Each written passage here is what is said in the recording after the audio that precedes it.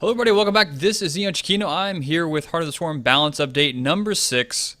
Starting off, let's go with the Terran Changes. So another change to the Widow Mine. The only change so far this patch is going to be that it's going to take 3 seconds to activate the mine. 1, 2, 3 instead of 2. So that is the Widow Mine change. See you later, Widow Mine.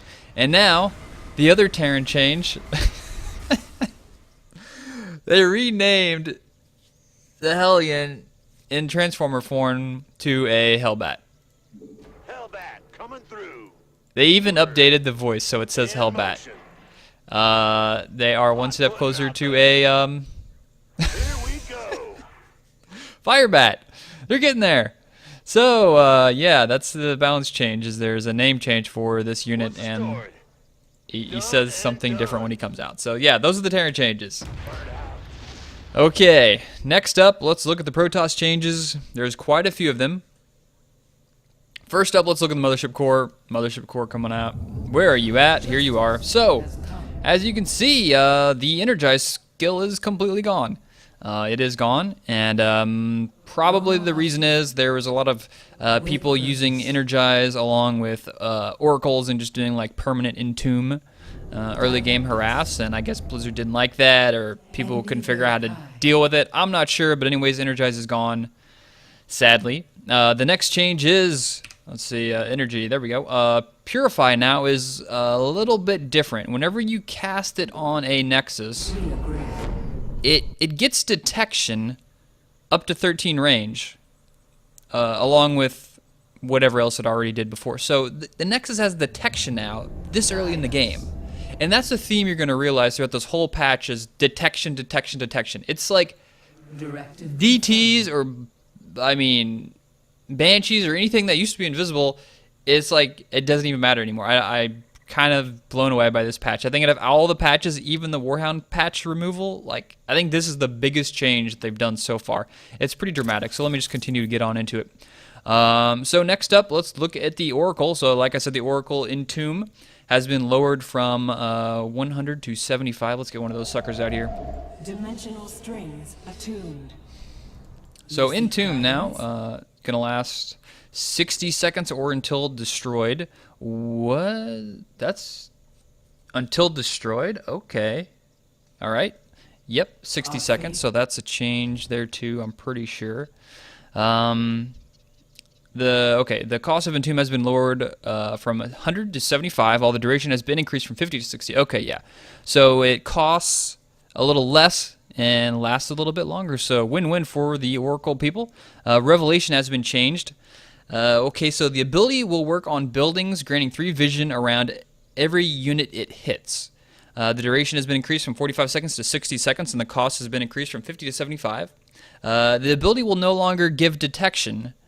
So, if you wanted to skip the robo builds and not have to make observers for detection for your push, well, guess what? You can't do that anymore. Interesting.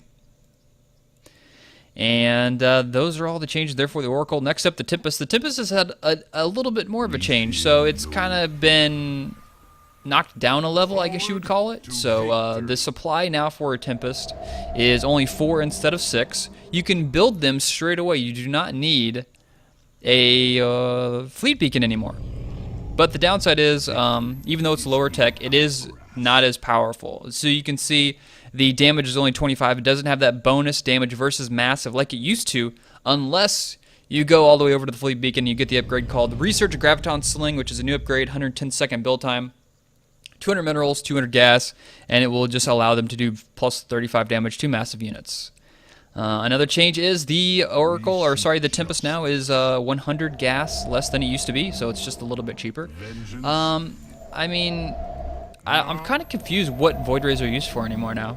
It's like the Tempest is getting closer and closer to the Void Ray. I mean, it's a little bit cheaper. I mean, a little bit cheaper, but it's, I don't know, it's weird. Anyways, let's see. Oh, and the Sentry Change. This is a big change for the Sentry. So Hallucination, now you don't have to research it anymore. Normally, you would have to go over here to your Warp Gate. Sorry, your Cybernetic Core, research Hallucination, but no, not anymore. You can just make all the hallucinations you want. And, yeah. So, this is going to allow Protoss to scout much easier. You can just, you know, Let us.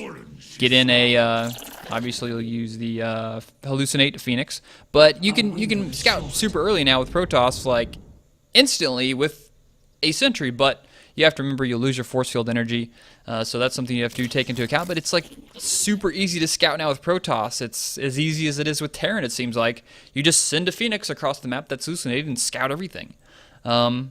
So that's a big change there. That's huge as far as Protoss goes. And is that the last Protoss change? Yes, it is. That's just it's like Sentry Change blows my mind. Okay. Zerg the Viper. The Viper's acceleration has been increased from 2.125 to 3, so the Viper is just a little bit snappier. It was a little bit pokey, so now it can just kind of have a little bit faster reaction time whenever it's accelerating up to its top speed. And the other change for it is the blinding cloud radius has been increased from 1.5 to 2. Whoops, wrong button. So blinding cloud is just a little bit bigger. And yeah, see how big it is. So it's, yeah, just a little bit bigger than what it was before.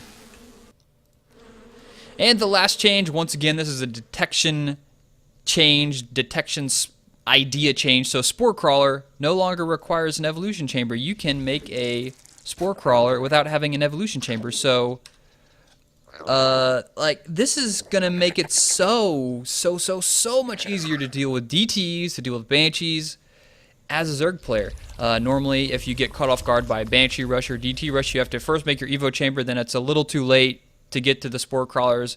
They'll get a little bit of damage in, but now you just see it and it's boom, you plop them down.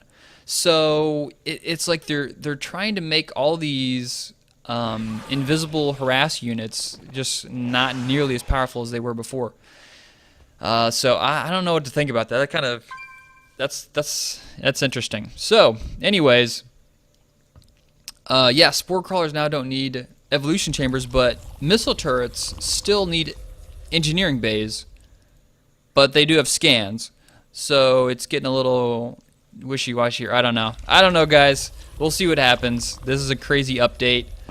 Those are all the changes for Heart of the Swarm balance update number 6. Thank you guys for watching. Make sure to like and subscribe for all the new future StarCraft 2 content. See you later.